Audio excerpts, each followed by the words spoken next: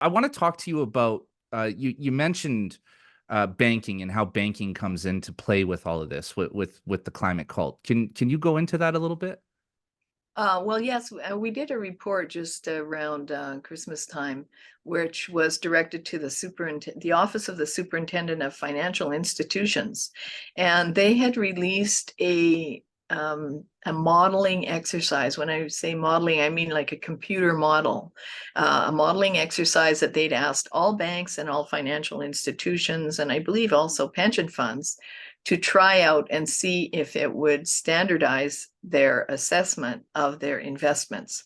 So you have to understand that there's a push for mandatory climate risk reporting, meaning that if I'm a bank or a financial institute or pension fund, and I'm invested in, say, the Alberta oil sands, what is my climate risk? And there's probably a 2 or 3-fold climate risk incorporated there.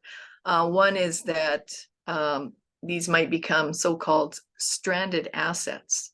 So there's a belief in the climate cult that oil, gas, and coal will be gone away. They'll be banned. Nobody will ever use them anymore. So if you've invested $100 million into the oil sands, that market will be shut off and you'll be stuck holding the bag of these useless stranded assets.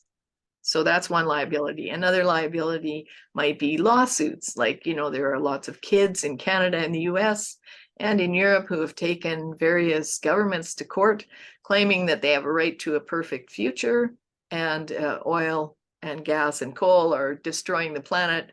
So they should sue these oil companies. There's also sort of the green movement sees the fact that oil companies have made profits in the past few years, very substantial ones, especially during COVID lockdowns and with the conflict in Ukraine and Russia. They see them also almost like a public piggy bank, and so they're kind of saying, well, we should distribute all this wealth. It's not that the wealth isn't out there, it's just in the hands of these few people who wisely invested in energy.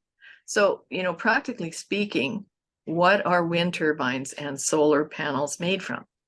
Well, they're made from oil, gas, and coal. So, that climate risk is very low in terms of stranded assets, because then how can you make the next generation of technology that supposedly will run the planet?